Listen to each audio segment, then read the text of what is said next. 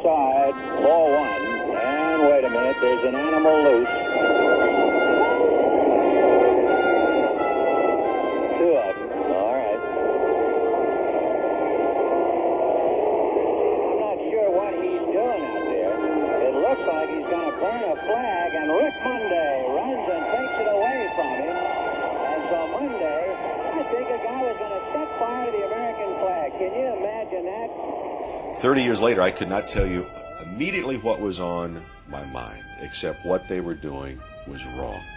As far as I'm concerned, it was wrong in 1976. It's wrong today, what they were trying to do. The first match was struck, and as it was put to the flag, the wind blew it out, and I'm still running at them. The second match is ignited, and one of them starts to put the match to the flag at the same time I got there. I do know that I thought about maybe bowling them over. But now I can get the flag before maybe the match can get there. So I reached down, picked it up, still on the run. And the first thing that came to mind, I mean, you could smell the lighter fluid. That's how much they doused it. And it was soaking wet. You could feel the coldness of this lighter fluid. And they said, well, is it on fire? Well, obviously it was not on fire. Thank goodness it was not on fire. People don't notice, but he beat me to the flag. I was coaching third base at that time. And I saw Rick Monday start running from center field over to left. I didn't know what it was, but as soon as I saw him stop, I took off and I ran out there. Tommy Lasorda, remember, was the third base coach at the time for the Dodgers. It was the year before he became the manager, the year before I came to the Dodgers. Tommy ran past me yelling about every expletive a longshoreman has ever uttered and trying to get to the guys.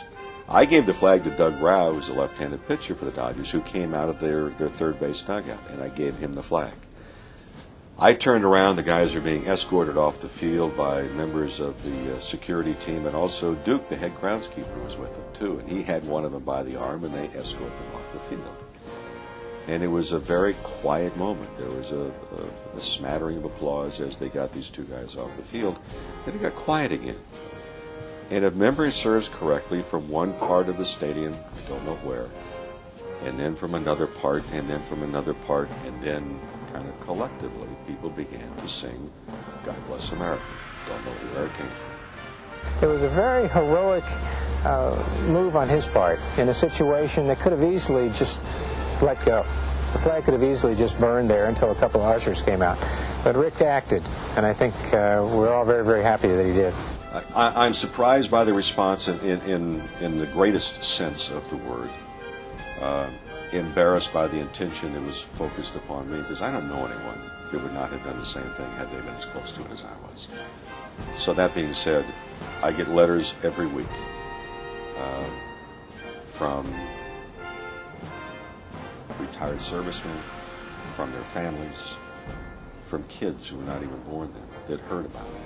And I started again a little bit more so a few years ago. Major League Baseball had selected that moment, saving the flag, as one of the top 100 moments in Major League Baseball history. So there was a rejuvenation of that entire thing.